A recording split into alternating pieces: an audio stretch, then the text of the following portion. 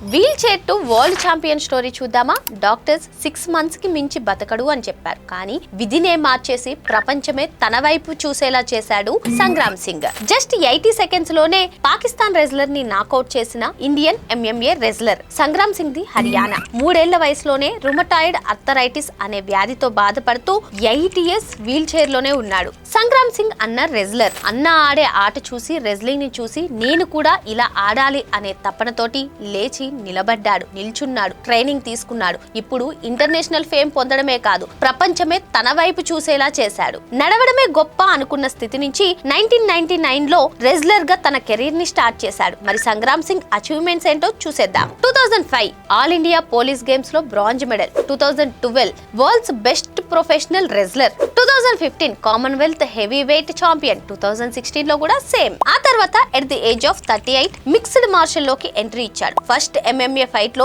90 seconds లో పాకిస్తాన్ కి చెందిన అలీ రాజా నాజర్ ని నాకౌట్ చేశాడు. 2026 లో అర్జెంటీనాలో జరిగిన టోర్నమెంట్ లో ఫేమస్ ఫ్రాన్స్ ఫైటర్ ని 1 minute 45 seconds లో ఓడించాడు. అంతేకాదు అర్జెంటీనాలో MMA టోర్నమెంట్ గెలిచిన ఫస్ట్ ఇండియన్ కూడా సంగ్రామ్ సింగే. ఈ జూలై 19th పాకిస్తాన్ కి చెందిన అబిద్ అలీని 80 seconds లో నాకౌట్ చేశాడు. ఓన్లీ రెజ్లింగ్ లోనే కాదు, బిగ్ బాస్ రియాలిటీ షోలో పాల్గొని తన నిజాయితీ, క్రమశిక్షణతో ఫైనలిస్ట్ గా నిలిచాడు. పట్టుదల ఉంటే ఏదైనా అచీవ్ చేయొచ్చని ప్రూవ్ చేశాడు సంగ్రామ్ సింగ్. మరి wheel chair to world wrestler champion story మీకెలా అనిపించిందో కామెంట్ చేసేయండి.